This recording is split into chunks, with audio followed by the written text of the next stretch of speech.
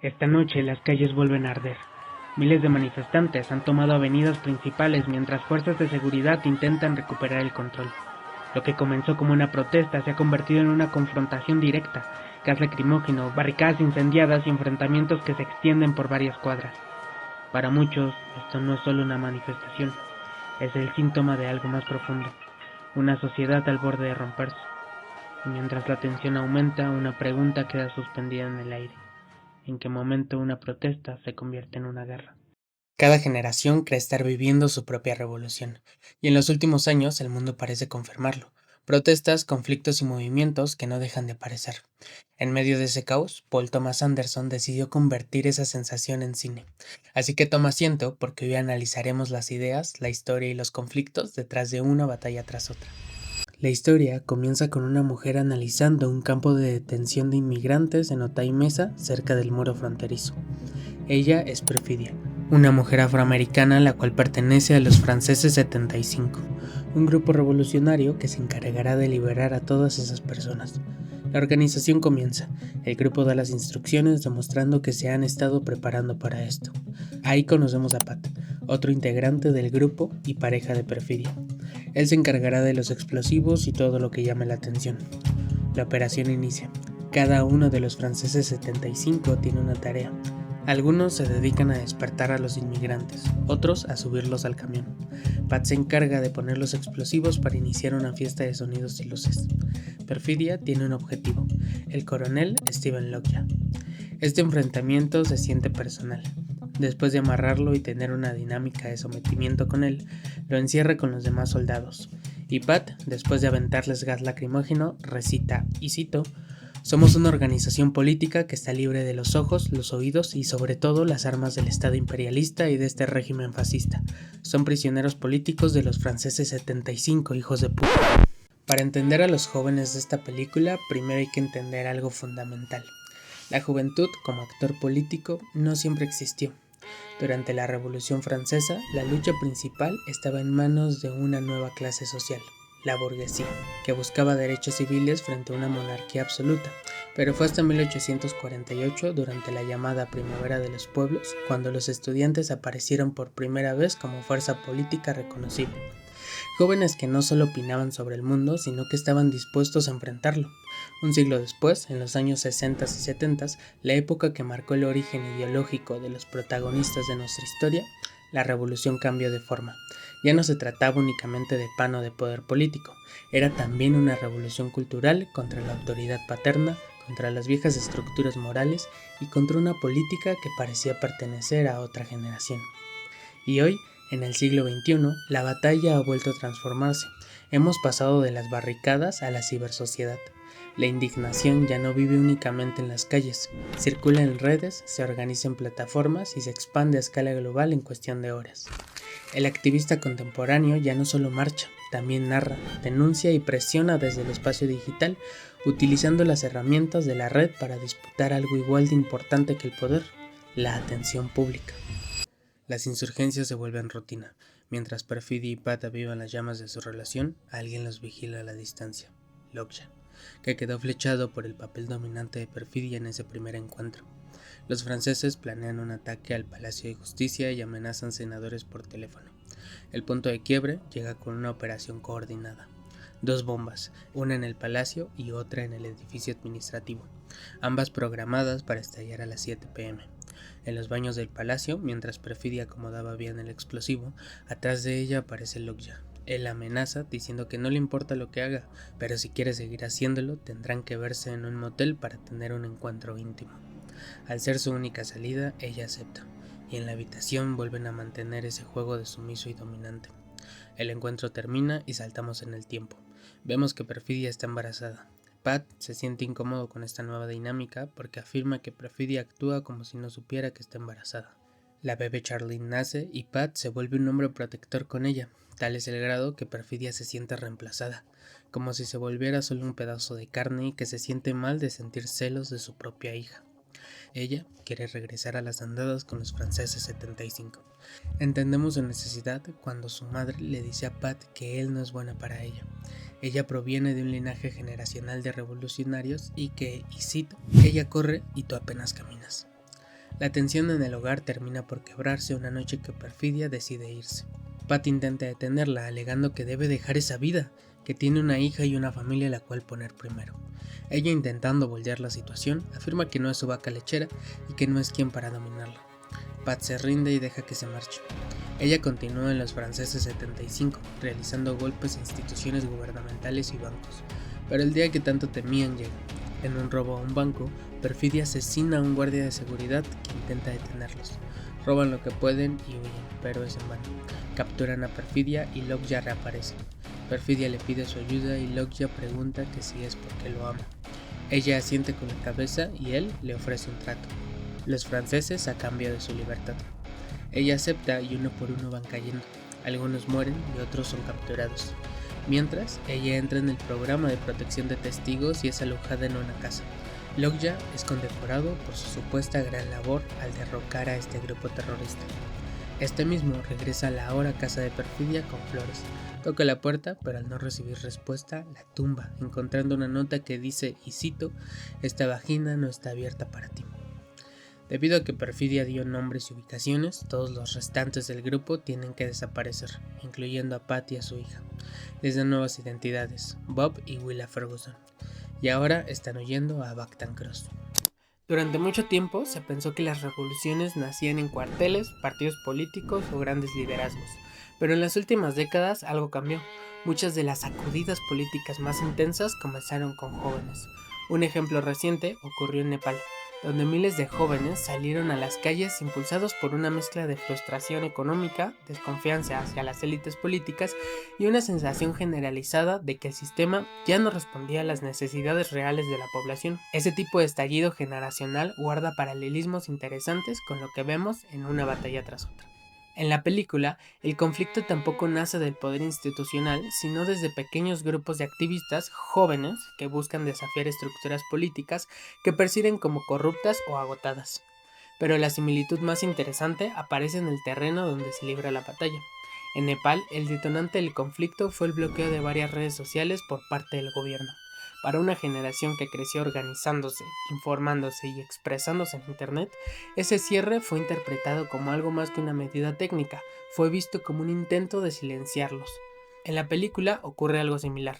Los personajes entienden que la lucha ya no se libra únicamente en las calles, la información se vuelve arma política. Documentales, grabaciones, comunicaciones clandestinas se convierten en herramientas para exponer al sistema y para evitar el control de un Estado que vigila constantemente a quienes lo desafían. En ambos casos, tanto el conflicto nepalí como en la historia de la película, la juventud no solo protesta, intenta disputar quién tiene el derecho de contar la historia, ya que en el siglo XXI controlar la historia es igual de importante que controlar el poder mismo. Saltamos 16 años en el futuro. Conocemos a Willa, la hija de Pat, ahora Bob. Para fines narrativos, a partir de aquí lo llamaré únicamente Bob. Entrena karate en el dojo del sensei Sergio. Bob, sumido en una depresión severa, intenta aligerar su vida consumiendo marihuana y alcohol prácticamente todos los días a toda hora. Es el día de la graduación de Willa y sus amigos vienen por ella. Bob, en su paranoia, la cuestiona del por qué les dio la dirección de la casa y amenaza a uno de ellos diciéndole, y cito, «Te advierto que todo lo que le hagas a ella, yo se lo haré a toda tu familia», mostrándonos lo traumado que lo dejaron sus días como revolucionario. Al mismo tiempo ocurren dos subtramas. El coronel Lockjaw es invitado a un club secreto de supremacistas blancos llamado el Club de los Aventureros Navideños. En esta reunión vemos cómo Lockjaw es felicitado por su gran labor al erradicar la migración. Uno de los supremacistas cita una de sus frases: «Si quieres mejorar el mundo, inicia con la migración». Los supremacistas le dicen a Lockjaw que por seguridad revisarán a profundidad sus antecedentes para asegurarse que no infrinja las reglas de su club. Lockjaw acepta, pero sabe que tiene que remediar un asunto primero. Así que manda secuestrar a Somerville para sacarle información. Él bromea con sus respuestas hasta que le dicen que también tienen a su hermana secuestrada. En ese momento les da lo que necesitan, los nombres y la ubicación de Bob y Willa. Lockjaw no tiene escrúpulos y acciona un despliegue de fuerzas armadas en Bactan Cross con la fachada de un operativo antidrogas. Willa está en el baño de su escuela cuando el dispositivo que le dio su papá prende una luz verde y suelta una canción. Entonces aparece Deandra, una ex integrante de los franceses 75. Recitan la contraseña: Green Acres, Beverly Hillbillies y Hotterville Junction jamás volverán a ser relevantes, y a ella no le importará si Dick por fin se juntó con Jane en busca del mañana, porque los negros estarán en las calles buscando un día más brillante. La revolución no será televisada. Willa recuerda las palabras de su padre. Puedes confiarle tu vida a quien te diga la contraseña. Deandra le pregunta si tiene celular y Willa dice que no. Huyen justo en el momento que policías locales y fuerzas armadas llegan a la escuela. Mientras tanto, Bob está en la casa viendo la televisión cuando recibe una llamada. Ella le pide el código, pero Bob, después de tanto tiempo abusando del alcohol y las drogas, solo recuerda alguno de los códigos. Le confirman que Will está a salvo y que los puntos de reunión son los de siempre, pero Bob ya no se acuerda de ninguno. El tiempo juega en su contra. Helicópteros militares sobrevuelan la zona y huye por un túnel en su habitación. Lockjaw entra a la casa, encuentra el túnel y lanza una bomba de gas lacrimógeno. Encuentra una fotografía de Will en el dojo de karate y es ahí donde buscará más información. Mientras tanto, Bob logró huir, va a un teléfono público y marca a los franceses. Con un poco de esfuerzo recuerda alguno de los códigos, pero al no saber responder qué hora es, le cuelgan. Sabiendo que Sergio ayuda a inmigrantes, corre al dojo buscando su ayuda. Se suben al auto y le cuenta un poco de su pasado. Llegan a la casa de Sergio y vemos como muchas personas indocumentadas se refugian ahí. Empiezan con el plan de evacuar el lugar. Bob vuelve a comunicarse con los franceses y pide hablar con un superior. Responde Tally, uno de sus amigos dentro del movimiento. Este le brinda la ubicación de Willa y los caminos de Sergio y Bob se separan. Sergio le da su arma y una bendición, y manda a unos skaters con él para que lo lleven por los techos hasta el auto. Las calles son un infierno de bombas, autos blindados y militares. Mientras vemos una secuencia de escenas que hacen referencia a las tortugas ninja, Bob, intentando llegar de un techo a otro, cae golpeándose contra un árbol. Desorientado intenta correr, pero unos policías le dan con un taser y es arrestado. Ya en la jefatura, lo pasan a tomar sus datos y para fortuna del protagonista, la mujer es parte del grupo de Sergio. Logran hacer que lo lleven al médico y estando ahí, la enfermera le da instrucciones para salir del hospital y reencontrarse con el personaje más memorable de la película, Sergio. Se toman una selfie y comienza la travesía para llegar al convento de las hermanas del bizcocho caliente. Para entender por qué la figura de Lockjaw resulta tan inquietante, vale la pena mirar su espejo del mundo real. En Estados Unidos, el Immigration and Customs Enforcement, conocido como ICE, ha sido objeto de críticas precisamente por representar algo más que una agencia administrativa. Para muchos analistas y activistas se ha convertido en una estructura de poder con consecuencias más reales para las comunidades que vigila. El paralelismo es casi exacto con lo que estos últimos meses ha ocurrido con esta organización. Redadas masivas, puntos de retención donde las personas son privadas de su libertad y arrestos descritos como crueles, ilegales y violentos, son solo la punta de un iceberg que llega hasta el asesinato de gente inocente por parte de esta fuerza armada. No es coincidencia que el director haya decidido convertir este tema parte de la trama.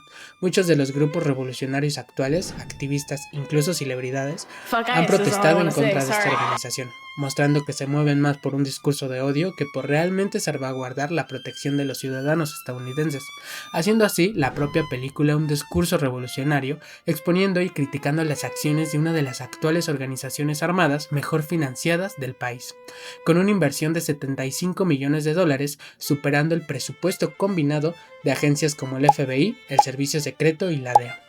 En conclusión, Lockjaw termina representando lo que hay, autoritarismo moderno, donde la seguridad nacional es utilizada como justificación, excusa o fachada para realizar técnicas de limpieza social y control poblacional. El destino alcanza a todos en el desierto. Después de interrogar a los amigos de Willa, descubren que sí tiene teléfono. Le marcan y Deandra la regaña por mentirle y destruye el dispositivo. Lamentablemente no es lo suficientemente rápida, así que Lockjaw ahora conoce su ubicación. Ya en el convento, Willa descubre que ha vivido engañada. Su padre siempre le dijo que su madre era una heroína, pero la madre superiora le confirma que también fue una rata. Y cito, la hija de una rata solo es una rata bebé de la cual hay que cuidarse. La dejan quedarse, pero Lockjaw ya está cerca. Por segunda ocasión, Bob y Sergio tienen que separarse. Bob salta del auto en movimiento y Sergio unos kilómetros adelante es detenido por beber y conducir. Bob logra robar el auto más poderoso conocido por la humanidad, un Tsuru tuneado. Conduce por el desierto, pero ni la bestia de 4 ruedas logra llegar antes que Lockjaw. Los militares amarran a las monjas y mientras uno de ellos interroga a Deandra para saber dónde está Bob, Lockjaw secuestra a Willa y le hace una prueba de ADN para terminar confirmando que en efecto es su hija. La sube a una camioneta y Bob desde lo alto de una montaña dispara a Lockjaw, pero falla. Los militares comienzan a dispararle y Lockjaw se va con Willa. Al parecer, Lockjaw no fue tan sigiloso. El club de los aventureros navideños ahora sabe su secreto y mandan a uno de ellos a hacerse cargo. Lockjaw le pide a Avanti, el mismo cazarrecompensas encargado de secuestrar a Somerville, que mate a la niña, a lo que Avanti se niega. Entonces la irá a dejar con los 1776, militares que con gusto se harán cargo. Él la lleva y la deja con ellos. Mientras tanto, Lockjaw se retira, va por la carretera hasta que un carro le pide bajar la ventanilla. Es el aventurero navideño. Apenas baja la ventana, Lockjaw es recibido con un escopetazo que hace que se vuelque, y el supremacista blanco solo baja para verificar que esté ahí y se va. Bob, que ya estaba cerca de la camioneta, la encuentra y se da cuenta que su hija no está ahí. Mientras tanto, Avanti parece arrepentirse de lo que hizo y baja de su auto con su escopeta en mano. Le quita las esposas a Willa y asesina a los militares, muriendo en el acto. Willa le roba las llaves y un arma. Escapa, pero al ir en la carretera se da cuenta que un auto la está siguiendo. Es Tim, el supremacista blanco. Ella decide frenar el coche en un punto ciego de la carretera y se esconde detrás de una piedra. Tim, al ir tan rápido en la carretera, se estrella y baja desorientado. Willa le grita la contraseña. Tim no responde e intenta sacar su arma, y Willa acaba con su vida directamente. Afortunadamente, Bob iba detrás de Tim. Baja del coche y Willa, traumatizada y en shock por todo lo que vivió ese día, grita una vez más la contraseña. Bob le responde y la abraza. Suben al carro y se van de ahí. Vemos la carretera y una figura empieza a divisarse. Es Lockjaw empapado en sangre.